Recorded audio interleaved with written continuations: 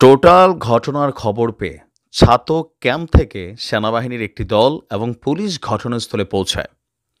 আর এই ঘটনায় সমন্বয়কদেরকে 10,000 টাকা জরিমানা করেছে আইনশৃঙ্খলা বাহিনী, পুলিশ এবং সেনাবাহিনী। 10,000 টাকা ছাত্র সমন্বয়কদেরকে জরিমানা করা হয়েছে। কেন করা হয়েছে? কারণ তারা ফাও খাইতে চাইছিল। ফাও না দেওয়ায় কি হয়েছে? টোল প্লাজা ভাঙচুর করছে, যেটা আমরা অতীতে বিভিন্ন রাজনৈতিক দলের নেতাকর্মীদেরকে দেখতাম।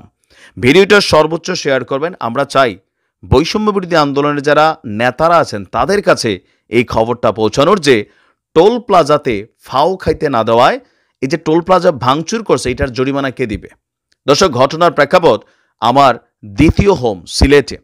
আমার ফুরুতাখাল আমার সিলেট জেলার সাতকে খাটছে, বুঝছেন নি? সিলেটি অগলতরে আমার অনেকে যারা আমার ভিডিও দেখো তারা জানার কথা যে আমার লম্বা একটা সময় লাইফের আমি সিলেট খাটাইছি। যাই হোক, ঘটনার প্রেক্ষাপট হচ্ছে সুরমা ব্রিজের টোল প্লাজায় ভাঙচুর করেছে ছাত্র সমন্বয়করা। আপনার স্থানীয় সূত্র বলছে 20-25টি মোটরসাইকেলে করে প্রায় 40 জন লোক টোল না দিয়ে জোরপূর্বক ব্রিজ দিয়ে যেতে চাইলে তাদের সাথে টোল আদায়কারী আনসার সদস্যদের কথা কাটাকাটি হয়। মোস্তাকিম আহমদ নামের টোল আদায়কারী তাদের বাধা দেন। মোটরসাইকেল যাত্রীরা সবাই ছাত্র সমন্বয়ক এবং তারা দোয়ারা বাজার থেকে একটা প্রোগ্রাম শেষে ছাতকে ফিরছিলেন বলে জানা যায়। টোল নিয়ে ব্রিজের টোল আদায়কারী এবং ছাত্র সমন্বয়কদের মধ্যে হাতাহাতি ঘটে।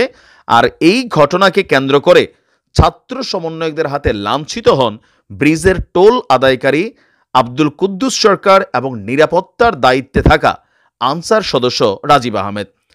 জানা যায় মোটরসাইকেলের বহরের পেছনের ব্যক্তি 100 টাকা টোল পরিশোধ করবেন বা করেন। এরপর উত্তেজিত ছাত্র সমন্বয়করা টোল প্লাজায় ভাঙচুর চালিয়েছে। তারা টোল প্লাজার কাচের গ্লাসের জানালা ভাঙচুর ও 2 জনকে লাঞ্ছিত করেছে। একজন ছাত্র সমন্বয়ক এই ঘটনার ব্যাপারে জানান যে তারা বারবার বলছিলেন যে আমরা সামনের তারা চলে যাই, তা আমাদের মোটরসাইকেলের একদম পিছনে যে লোক আছে সে টাকা পরিশোধ করবে। তো টোল প্লাজার লোকজন বলছে না বাবা, তোমরা যারা সামনে দিয়ে যাচ্ছ তোমরাটা তোমরা দিয়ে যাও। আর এ নিয়ে এখানে একটা পরিস্থিতি সৃষ্টি হয়। ঘটনার খবর পেয়ে ছাতক ক্যাম্প থেকে সেনাবাহিনীর একটি দল এবং পুলিশ ঘটনাস্থলে যায়। এই ঘটনায় সমন্বয়কদেরকে 10,000 টাকা জরিমানা আদায় করে দিয়েছে সেনাবাহিনী। টোল প্লাজার সদস্য আনসার বলছেন 20-25টি মোটরসাইকেল যুগে 40-45 জন লোক তারা এখানে সমন্বয়ক। আর আমরা দেখি তাদের পরিচয়টা নিয়ে আমি আপনাদেরকে আরও একটু তথ্য দিচ্ছি যে কারা এই সমন্বয়ক। এটা হচ্ছে আমি প্রথম যে অংশগুলো পড়ছি আমাদের সময় থেকে, এবার আসেন এই সমন্বয়কদের পরিচয় নিয়ে আসলে কি ঘটনা সত্য কিনা। আমরা যদি দেখি যে সিলেট বিভাগের অন্যতম সমন্বয়ক আবু সালে মোহাম্মদ নাসিমের কাছে টোল প্লাজায় টাকা চাওয়া নিয়েই কিন্তু এই ঘটনার সূত্রপাত। প্রত্যক্ষদর্শীরা বলছে সুনামগঞ্জের দোয়ারাবাজার উপজেলার বগলা রসমত আলী রামসুন্দর উচ্চ বিদ্যালয়ে একটা প্রোগ্রাম ছিল। সেইখানে অতিথি হিসাবে উপস্থিত হয়েছিল সিলেট বিভাগের অন্যতম সমন্বয়ক আবু সালে মোহাম্মদ নাসিম। তার সাথে সিলেট, সুনামগঞ্জ, দোয়ারাবাজারের বাকি সমন্বয়করা ছিলেন।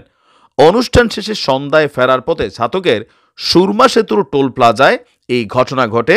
কারণ টোল আদায় কর্মী আবু সালে মোহাম্মদ নাসিমের কাছে টোল চাওয়া হলে আপনার এই পরিস্থিতি সেখানে তৈরি হয়। তো ছাতক থানার ওসি বলছেন কিবরিয়া সাহেব যে টাকা পরিশোধ নিয়েই এখানে এই ঘটনা ঘটছিল। আর সুনামগঞ্জ জেলার যিনি বৈষম্য বিরোধী আহ্বায়ক আছেন ইমানুদ্দোজা, সে বলছেন এই ধরনের কোনো ঘটনা ঘটছে বলে তার জানা নাই। খুবই পলিটিক্যাল বক্তব্য শিখা গেছে পোলাপাইন। আর সিলেটের যিনি মুখ্য সমন্বয়ক আছেন আসাদুল্লাহ, তিনি বলছেন ছাতকে ভাঙচুর বা ঝামেলার কোনো খবর পান, একটু গণমাধ্যমে খবর রাখবেন, নাহলে তো হচ্ছে পলিটিক্যালি বিষয়টা আমরা জানি না, আমার কাছে খবর নেই। তবে এই ঘটনাগুলো নিয়ে আমরা কেন ফোকাস করি? কারণ এই পোলাপাইনটি দিয়ে নতুন বাংলাদেশের স্বপ্ন দেখছে, হাজার হাজার পোলাপাইন আহত হয়েছে, অনেক মায়ের কোল খালি হয়েছে। কারণ কি? তোমরা নতুন বাংলাদেশ দেখাবা। তো নতুন বাংলাদেশে তোমরা নিজেরাই যদি ফাও খাওয়ার চিন্তা করো, কথায় কথায় মানুষের গায়ে হাত তোলো, রাষ্ট্রীয় সম্পত্তিতে ভাঙচুর করো, তো তোমাদেরকে দিয়ে আসলে কি হবে? তোমাদের মতন কিছু মানুষের জন্য পুরা টিমটার বদনাম হয়ে যাবে। ছাত্রলীগের কোনো একজন বদরুল সিলেটে খাদিজারে কোপাইছিল, কিন্তু নাম হয়ে গেছিল বদরুল লীগ। তা তোমরা যদি নিজেরাই এরকম টোল প্লাজায় গিয়া, তোমাদের উচিত আগে নিজেরা রুলস মানা, তারপর সারা বাংলাদেশের রুলস মানাবা। এটাই হচ্ছে বাঙালির সমস্যা। একদল দেশের জন্য জীবন দিয়ে দিচ্ছে, আরেক দল ফাও খাওয়ার দামে দৌড়াদৌড়ি করতেছে। আমরা চাই যারা কেন্দ্রীয় কমিটি আছেন তারা বিষয়গুলোতে ফোকাস করবেন। ভালো থাকুন।